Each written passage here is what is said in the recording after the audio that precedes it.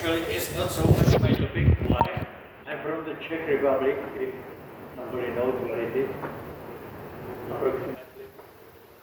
America or Antarctic, Europe. Yes. And we are in the center of Europe, we have no sea. Unfortunately, because one of the kings in our history, in the 13th century, he extended the kingdom to the Baltic Sea and also to Adriatic Sea. So at those times we had two coastlines, but now nothing finished. So I will try to indicate what kind of problems and what kind of geophysical techniques we can use to solve some of these problems. Okay, you know what is this coastal zone? I don't need to read to you. It's a special environment which has a lot of features happening, like ocean. Ocean itself is a problem because sometimes very wavy, very strong, disturbing the cliffs on the coastline, then the cliff falling down, etc. So there are a lot of problems, including, I don't know why you don't like to drink salt water. You still want to drink fresh water? Yes? Yes. Sure? Sure. Okay. And if you pump your fresh water from under the city, then you have problem because the reservoir wants to be filled by water. Where is the water? In the sea. So the salt water may be coming into your reservoir and you may have a lack of fresh water. So there is a lot of issues. So what techniques we may do in coastal problems? They are listed here.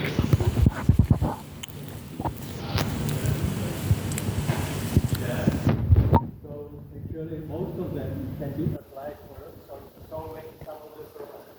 Like seismic, if you study how is the composition of the seabed on the transition zone between land and sea, which may be important because there is a lot of new sedimentation. You have some rivers coming into the sea, adding the weight of the new sediments and the impact of water. You have some weight on the ground, what may happen?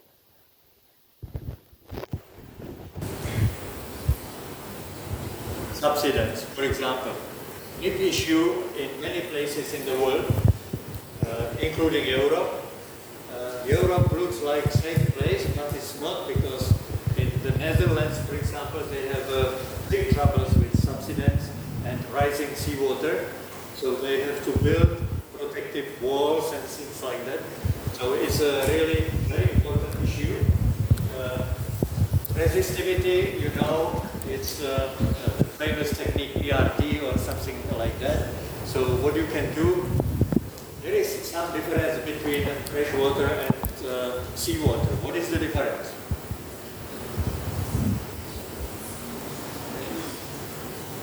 What is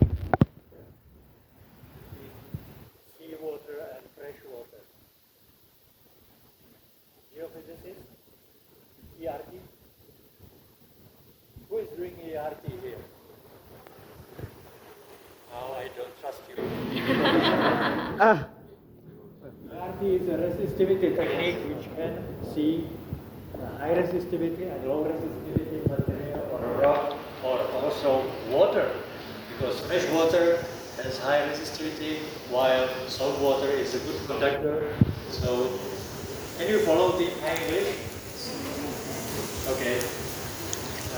So ERT is a good technique to apply when you want to control how much seawater is filling your reservoir on land, which is also a huge problem. Some people need to study what happens with the sand dunes, for example, on the beach. I don't know if in Semarang you have any beach. I did not have any time to see it, but maybe not.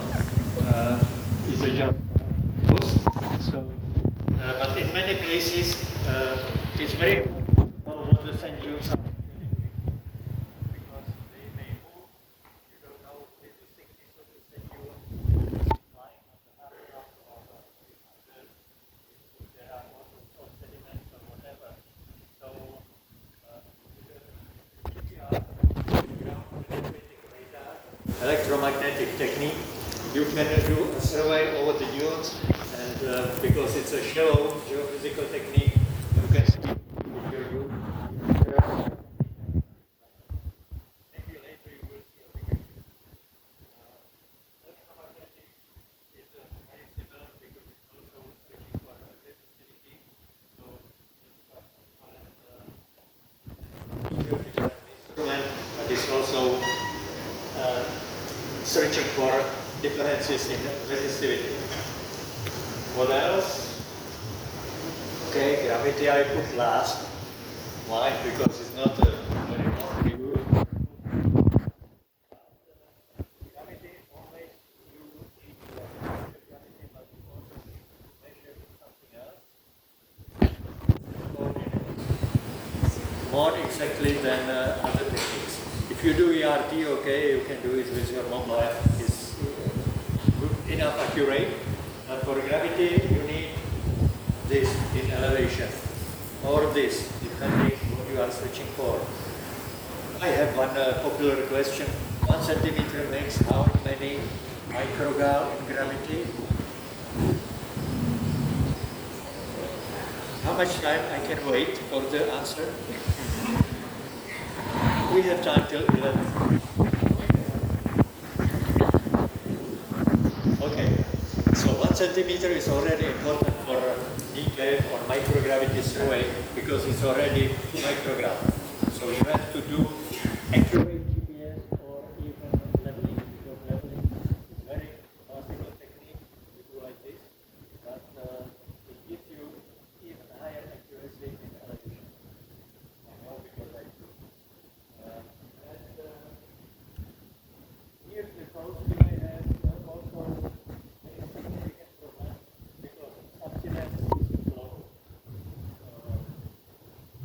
Sedimentation is very slow.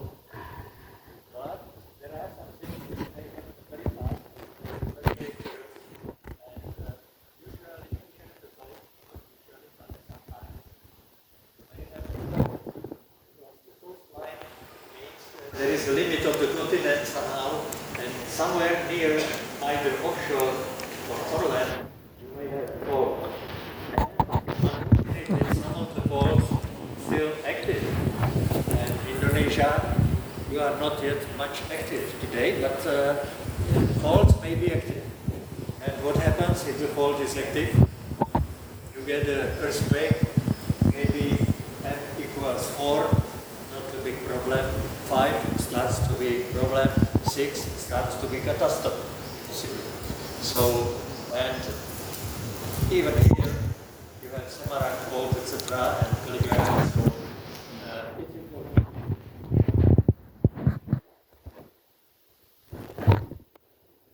What is this?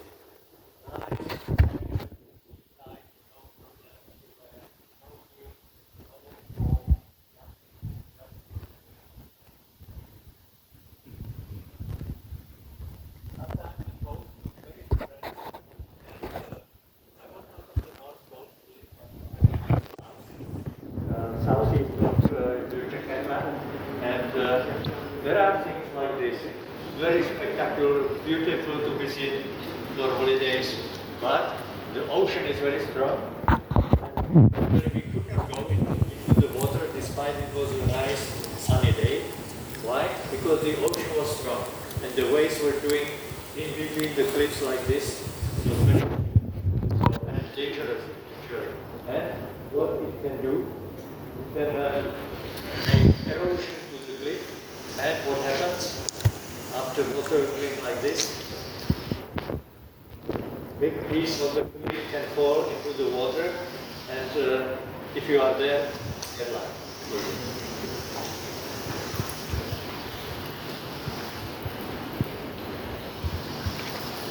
And this is another, not a rock fall, but this is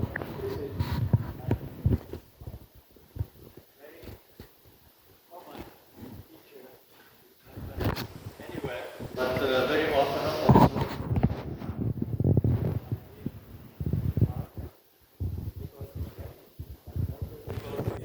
the ocean, probably, as I said just before. So if you have this kind of event, it's a catastrophe, because if you are just with your motorbike in the middle of this, we will not see you anymore, unfortunately. So, this is a typical example of what can happen on the coast as well. Can we do anything? Landslides. Yes, we are coming now to what we can do. Monitoring. It's a famous word in Indonesia, I'm sure. So we may have some remote sensing. And I know you Indonesian students, you love satellite data. Not to go to the field with a pain, doing something in the hot climate, but satellite data, air condition, that's fine. So INSAR is one of the techniques. You probably know, I will show you one figure after, but INSAR is the technique based on satellite recording, satellite radar, and it gives you, because the satellites are moving around the globe all time, so you can do monitoring with the data from such satellites. How you do? It's quite complicated, you need a special car to know this technique, but at the end you get the differential net of displacement. So it means you will see by colors where the land is moving up and down. It's not so easy because it's not just vertical, it's 3D vector, but you will get information which part, for example, around the pole, or which part is prone to landsliding, because you see some small movement, and this technique can recognize centimeters. So it's a good one. LiDAR is something different, but in a way similar, because it's also radar. You can fly with the drone. If you have drone and if you buy the sensor, which is called LiDAR, you can investigate your smaller area, for example, which you think is risky, and you will get similar result because you will get the difference in elevation.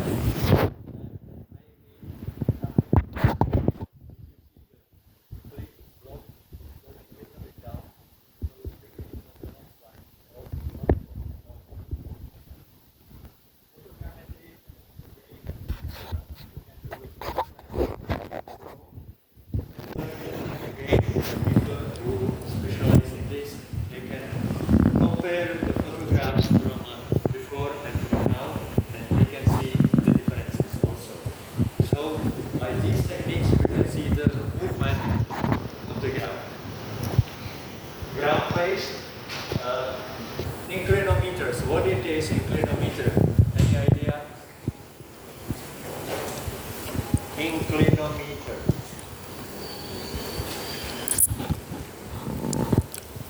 What is it to incline? Something is inclined. What is it?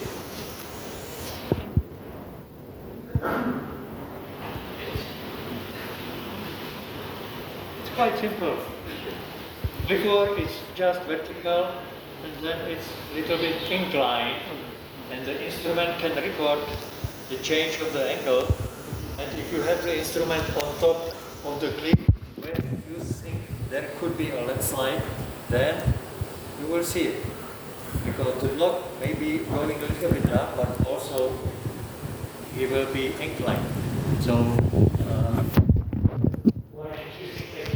the meter is practically the same. It's just the instruments are different, but something you can put in the shallow borehole for the inclinometry. Meter you can put in your cellar in your house if you want. But the target is the same, to see that the block where you stay is doing something inclining. Acoustic vibration, it's we are getting close to seismology. Seismology, of course, is a very important method in Indonesia, #1, in many places #1, because you can see that something starts to shake. And if it starts to shake, it can be the precursor for earthquake or even for sliding of the ground. Because when the block starts doing something like this, it may cause the local events, seismic events.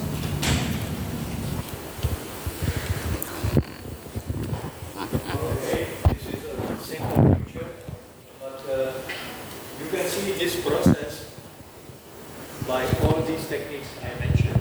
From the satellite data, this will be visible, and you see, I don't know how to say.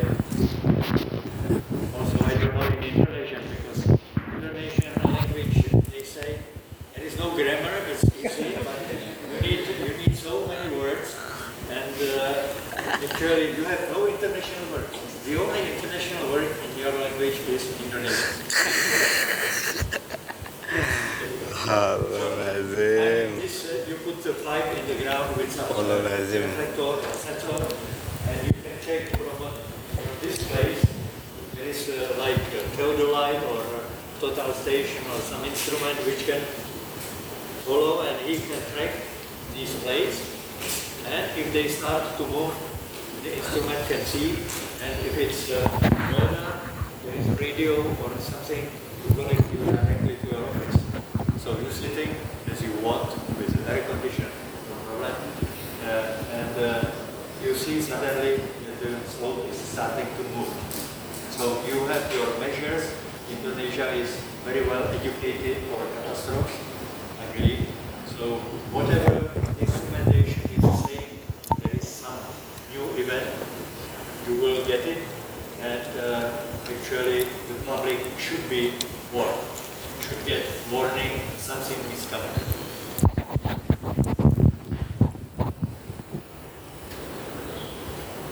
One interesting monitoring stuff is the cable. Fiber optic cable. If you install it somewhere in the ground, this is, I was not there, so I don't know the details, but they try to follow the slope of the road because they need to monitor it. They put the fiber optics all around, and this is sensitive displacement and shaking and stuff like that. So it looks like easy, but to build the net with the cable may be not easy, but very efficient.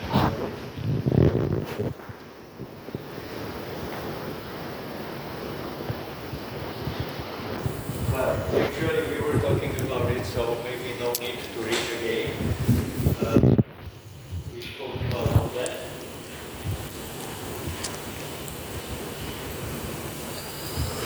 I don't know why it's going bad. We have seats, we have the coast, and we have the lines. So you see some of the techniques, they are applied to many things. But also what happens on the coast as for sedimentation, subsidence, and sea level change.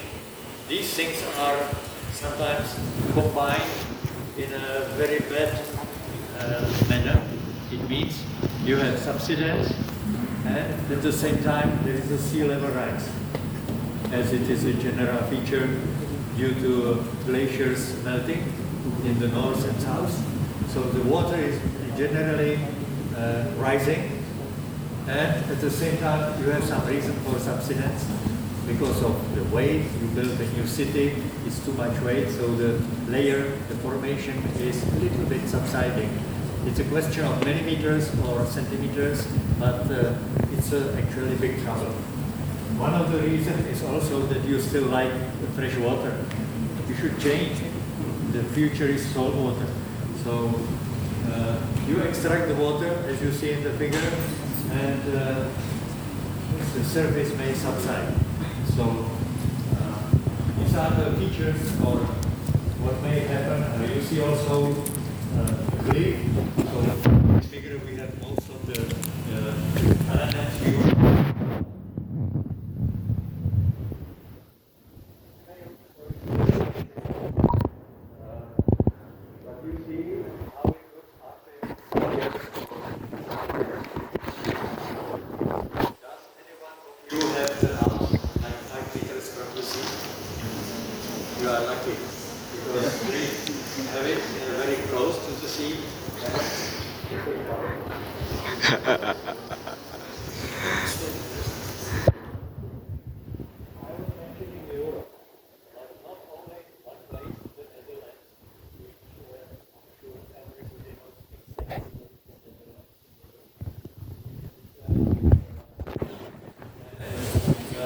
You see application of the satellite techniques to monitor the subsidence. Of course, usually red color. Somebody else? You like it? But usually in the geophysical data, it's a dangerous color because they use it when something is going wrong. So, for example, for subsidence here, we have also the red color. You see, it's not very smooth picture, but there is a lot like dots color because of the procedure of the vessel. But in general, you can see quite large. The problem is quite large. And you have another places. Two of them are in Italy. Was anybody in Italy? Not yet. Oh, that. Not yet, but it will come. I hope. Because the ladies, they will maybe want to get married in Venice. It's a very special city built on water, actually. But you still can walk. There is a big square in the middle of the city. But it's already sometimes underwater because of sea level rise and also subsidence.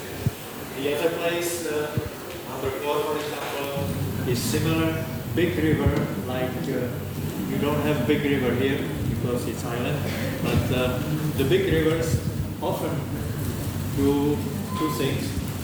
They bring a lot of sediment and make more weight and cause the subsidence. Despite there is more material, it is causing subsidence. So also increase.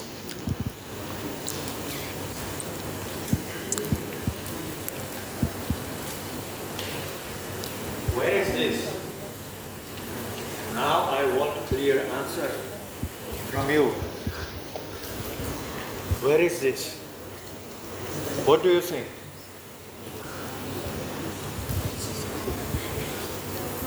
It's a nice picture, isn't it?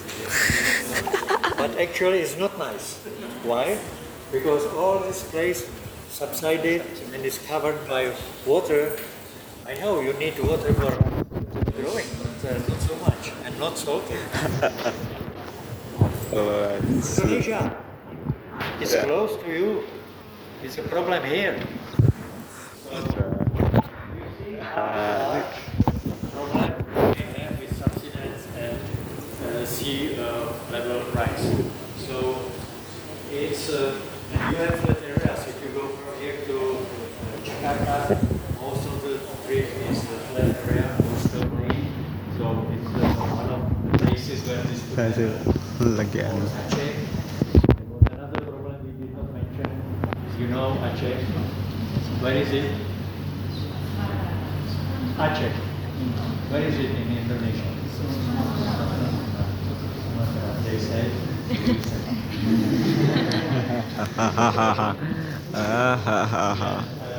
Aceh is unfortunate because there was something very catastrophic, one of the most biggest catastrophes in the last 200 years maybe.